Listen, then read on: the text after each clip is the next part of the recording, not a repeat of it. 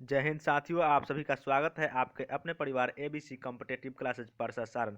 आज हम लोग एनटीपीसी यानी एनटीपीसी का जो है एग्ज़ाम स्टार्ट हो चुका है 28 दिसंबर 2020 फर्स्ट शिफ्ट का जो जीके का प्रश्न पूछा गया है उसका डिस्कशन करने वाले हैं। दोस्तों, जो भी दोस्त जो हैं एनटीपीसी का एग्ज़ाम देने वाले हैं वो उनके लिए वीडियो काफ़ी महत्वपूर्ण है। वो लोग एक बार इस वीडियो को ज़रूर देखें और जो दोस्त एग्ज़ाम देकर आए हैं वो ज़रूर देखेंगे और अपना आंसर मिलाएंगे। दोस्तों, यदि आपको किसी भी प्रश्न पर डाउट हो तो आप हमारे कमेंट बॉक्स में लिख सकते हैं और उस क्वेश्चन का नंबर लिखकर आप हमें भेज सकते हैं कि ये प्रश्न सही थे या नहीं थे। चलिए शुरू करते हैं आज का पहला प्रश्न। आज जो है फर्स्ट शिफ्ट में पूछा गया था कि डीआरडीओ के प्रमुख कौन है। दोस्तों, डीआरडीओ के प्रमुख कौन हो जाएंगे? जी सतीश रेड्डी। डीआरडीओ के प्रमुख हो जाएंगे जी सतीश रेड्डी। ठीक है, और डीआरडीओ का स्थापना जो है 1958 में हुआ था, इसको याद रखेंगे। ठीक है, डिफेंस रिसर्च डेवलपमेंट ऑर्गेनाइजेशन इसका फुल फॉर्म होता है। ठीक, चलिए देखते हैं अगला प्रश्न। अगला प्रश्न पूछा गया था कि बंगाल विभाजन के समय वायसराय कौन था। दोस्तों, बंगाल विभाजन के समय जो है भारत का वायसराय लॉर्ड कर्जन था। ठीक है, बंगाल विभाजन जो था कब हुआ था? 1905 में। ठीक है, बंगाल को दो भागों में बांटा गया था। ठीक, अगला प्रश्न देखते हैं। अगला प्रश्न पूछा गया था कि भारत का पहला राष्ट्रीय उद्यान कौन सा है। दोस्तों, भारत का पहला राष्ट्रीय उद्यान कौन सा है? Jim Corbett. ठीक है, जिम कॉर्बेट नेशनल पार्क जो है उत्तराखंड में है, जिसे हेली नेशनल पार्क भी कहा जाता है। दोस्तों, वीडियो आपको अच्छी लगे तो अपने दोस्तों में शेयर कीजिएगा और जो दोस्त अभी तक चैनल पर नए हैं, चैनल को सब्सक्राइब नहीं किए तो कृपया चैनल को सब्सक्राइब कर लेंगे, क्योंकि आपको डेली इसी तरह की जीएस, मैथ, रीजनिंग और सभी प्रकार की वीडियो आपको मिलती रहेगी। ठीक है, आज हम लोग 28 दिसंबर का फर्स्ट शिफ्ट का डिस्कशन करने वाला है। कुछ ही देर में सेकंड और थर्ड शिफ्ट का वीडियो आएगा, जिसे आप जरूर देखिएगा। ठीक है, और चैनल को सब्सक्राइब जरूर कर लेंगे, जैसे कि जितने दिन जो है एनटीपीसी के एग्जाम होने वाले हैं उसका आपको एक्सप्लेनेशन मिलते रहेगा। चलिए देखते हैं अगला प्रश्न। अगला प्रश्न जो है कि सूरत जो है किस नदी के किनारे स्थित है। दोस्तों, सूरत जो है आपका किस नदी के किनारे हो जाएगा स्थित? ताप्ती नदी के किनारे। ठीक है, सूरत किस नदी के किनारे स्थित है? तो ताप्ती नदी के किनारे, और यह जो है गुजरात का एक शहर है। ठीक है, और सूरत जो है हीरा व्यापार के लिए भी प्रसिद्ध है, याद रखिएगा। अगला प्रश्न पूछा गया था कि पानीपत की दूसरी लड़ाई कब लड़ी गई थी। दोस्तों, पानीपत की दूसरी लड़ाई 1556 में लड़ा गया था, जिसमें अकबर ने हेमू को हराया था। ठीक है, 1556 में अकबर ने हेमू को हराया था। पानीपत की कुल 3 लड़ाइयाँ हुई थी।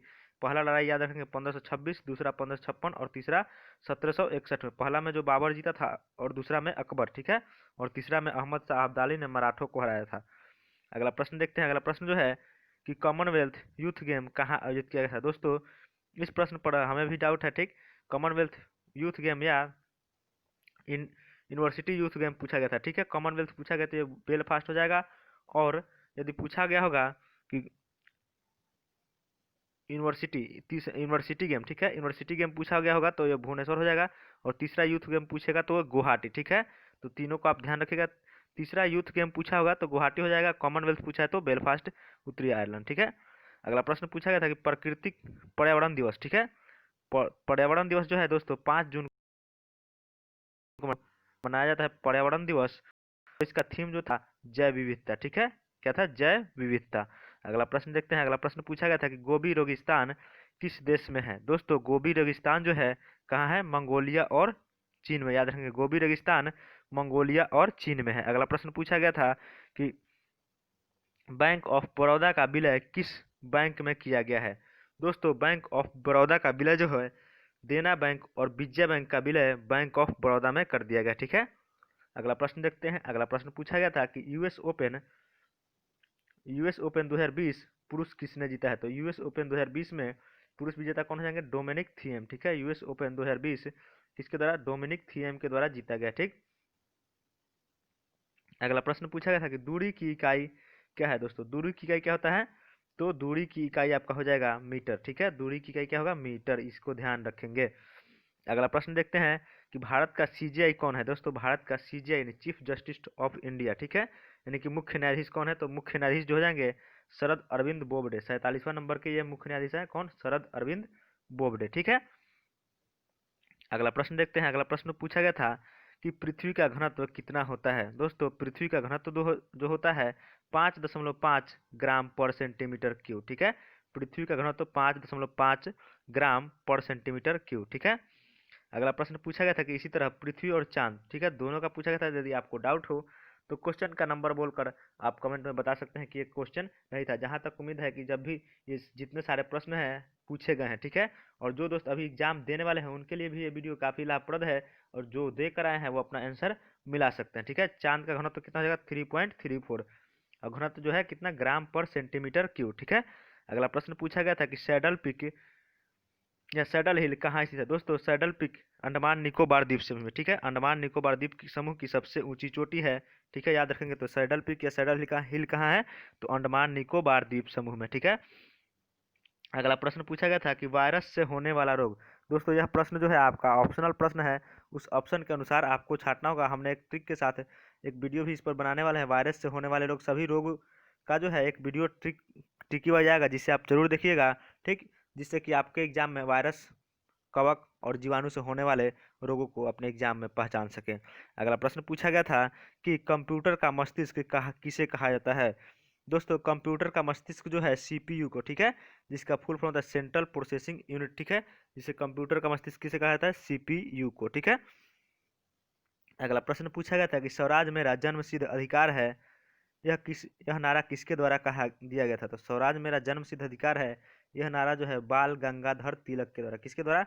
बाल गंगाधर रखेंगे, ठीक है। अगला प्रश्न पूछा गया था कि चंद्रयान 2 कब लॉन्च किया जाएगा? दोस्तों जो है कब लॉन्च किया गया था? तो 22 जुलाई 2019 को चंद्रयान 2, ठीक है। अगला प्रश्न देखते हैं। अगला प्रश्न पूछा गया था कि चुनाव आयोग किस अनुच्छेद के तहत काम करती है? दोस्तों चुनाव आयोग जो है, चुनाव यानी कि निर्वाचन आयोग का संबंध जो है अनुच्छेद 329 से 24 से लेकर 329 के बीच में है, ठीक। चुनाव आयोग का संबंध अनुच्छेद 324 से लेकर 329 के बीच है, और यह भाग 15 में आता है। चुनाव आयोग किससे संबंधित है? तो 324 से लेकर 329 और भाग 15, ठीक। अगला प्रश्न पूछा गया था कि जब आप चंद्रमा पर जाते हैं तो मार्स पर क्या प्रभाव पड़ेगा? चाहे हमको लगता है कि प्रश्न इस तरह से भी पूछा जा सकता है कि यदि किसी व्यक्ति का मास जो है चंद्रमा पर 60 kg है, तो उसका पृथ्वी पर कितना होगा? तो दोस्तों याद रखिएगा, इसका जो है मास कहीं भी बदलता नहीं है, या तो पृथ्वी पर हो या चंद्रमा पर, ठीक है। तो यहाँ पर भी 60 ही होगा हमारे ख्याल से, ठीक। बहुत सारे मित्र जो है इसका आंसर गलत किए होंगे, 1/6 करके बना दिए होंगे, लेकिन यह जो है मास सब जगह समान रहता है, ठीक। अगला प्रश्न देखते हैं कि अंतर्राष्ट्रीय मातृ दिवस ने जो अंतर्राष्ट्रीय पृथ्वी दिवस पूछा होगा, ठीक है। यहाँ पे पृथ्वी दिवस पूछा होगा, तो पृथ्वी दिवस किस तारीख को? तो 22 अप्रैल को पृथ्वी दिवस मनाया जाता है, ठीक है। ये पृथ्वी दिवस होगा, ठीक, आप लोग ध्यान दीजिएगा, अंतर्राष्ट्रीय पृथ्वी दिवस 22 अप्रैल को मनाया जाता है, ठीक। अगला प्रश्न पूछा गया था कि राजतरंगिणी के लेखक कौन है? दोस्तों राजतरंगिणी के लेखक आपको हो जाएंगे कल्हण, ठीक है। राजतरंगिणी के लेखक कल्हण है, जो कि हर्ष के दरबारी कवि थे, और इससे जो है कश्मीर के इतिहास के बारे में पता चलता है, ठीक है। राजतरंगिणी से कश्मीर के इतिहास के बारे में पता चलता है, ठीक। अगला प्रश्न पूछा गया, देखिए यही प्रश्न आ गया, यदि 60 kg है तो चंद्रमा पर आपका वजन क्या होगा? ठीक दोस्तों, वही प्रश्न है ना। भार यहाँ पे केजी है, यानी कि हमको लगता है दोनों प्रश्न एक ही प्रश्न को दो बार भेजा गया, ठीक है। ये वही प्रश्न है ना, उसी प्रश्न को यहाँ पे भेजा गया, ठीक। चलते हैं अगला प्रश्न देखते हैं। मुकुर्थी राष्ट्रीय उद्यान कहाँ स्थित है? दोस्तों मुकुर्थी राष्ट्रीय उद्यान जो है आपका तमिलनाडु में, नीलगिरी के कहाँ? तमिलनाडु में है, ठीक। अगला प्रश्न पूछा गया था कि महिला दिवस कब मनाया जाता है? कहाँ नहीं, महिला दिवस किस तारीख को मनाया जाता है? दोस्तों महिला दिवस जो है 8 मार्च को, किस तारीख को? 8 मार्च को। अगला प्रश्न पूछा गया था कि ओजोन दिवस किस तारीख को मनाया जाता है? दोस्तों तो ओजोन दिवस जो है 16 सितंबर को, याद रखेंगे, ओजोन दिवस 16 सितंबर को मनाया जाता है, ठीक है। और ओजोन परत की मोटाई मापने की इकाई होती है डॉबसन इकाई, और ओजोन परत जो है समताप मंडल में पाया जाता है, इसको भी ध्यान रखेंगे। है सीपीसीबी कब स्थापित किया गया था? दोस्तों सीपीसीबी की स्थापना कब हुई थी? 1974 में। अगला प्रश्न पूछा गया था कि प्रकाश वर्ष किसकी इकाई है? तो प्रकाश वर्ष दोस्तों किसकी इकाई हो जाएगी? तो प्रकाश वर्ष जो है आपका दूरी का इकाई है, किसका? दूरी, ठीक है। प्रकाश वर्ष दूरी का इकाई होगा, है ना। अगला प्रश्न देखते हैं। अगला प्रश्न पूछा गया था कि ज्ञानपीठ सम्मान 2019 से सम्मानित किसे किया गया था? तो ज्ञानपीठ सम्मान 2019 जो है अकितम अच्युतन नंबूदरी, ठीक है। अकितम अच्युतम नंबूदरी को दिया गया था किस भाषा के लिए? मलयालम भाषा के लिए, इसको भी याद रखेंगे। ज्ञानपीठ पुरस्कार 2019 से सम्मानित अकितम अच्युतन नंबूदिरी मलयालम के लिए, और सबसे पहले जी शंकर कुरूप को दिया गया था। ठीक, प्रथम महिला जो है आशा पूर्णा देवी। ठीक है, पीठ पुरस्कार प्राप्त करने वाली प्रथम महिला आशा पूर्णा देवी एवं सबसे पहले जी शंकर कुरूप को दिया गया था। अगला प्रश्न था, रुक्मिणी देवी अरुणडेल किस नृत्य से संबंधित है? दोस्तों, रुक्मिणी देवी अरुणडेल जो है आपका भरतनाट्यम से, किस नृत्य से संबंधित है? तो भरतनाट्यम से। ठीक, अगला प्रश्न पूछा गया था कि अमिताभ घोष को ज्ञानपीठ पुरस्कार कब मिला था? तो अमिताभ घोष को ज्ञानपीठ पुरस्कार जो है कब? 2018 में। किसके लिए? तो अंग्रेजी भाषा के लेखक हैं। ठीक है, अमिताभ घोष अंग्रेजी भाषा के लेखक हैं और इन्हें ज्ञानपीठ पुरस्कार 2018 में दिया गया था। दोस्तों, अगला प्रश्न पूछा गया था कि यूरिया का सूत्र क्या होता है? तो NH2, ठीक है, CO NH2, NH2CO और NH2। ठीक है, ये प्रश्न कल BPSC में भी पूछा गया था इसी से संबंधित। तो याद रखेगा, यूरिया का सूत्र NH2CO और NH2 होता है। ठीक है, चलते हैं अगले प्रश्न की ओर। अगला प्रश्न पूछा गया था कि ग्लोबल हंगर इंडेक्स में भारत की रैंक क्या है? दोस्तों, ग्लोबल हंगर इंडेक्स में भारत की रैंक क्या हो जाएगी? 94। ग्लोबल हंगर इंडेक्स में भारत की रैंक 94 है। ठीक, अगला प्रश्न देखते हैं। अगला प्रश्न पूछा गया था कि किस राज्य में का सबसे लंबा समुद्र किनारा है, यानी कि सबसे लंबा तटरेखा वाला राज्य कौन सा हो जाएगा? तो आपका सही आंसर होगा गुजरात। सबसे लंबा तटरेखा वाला राज्य गुजरात होगा। ठीक, चलते हैं अगले प्रश्न की ओर। अगला प्रश्न जो है कि सेरीकल्चर क्या है? दोस्तों, सेरीकल्चर रेशम की खेती को क्या कहता है?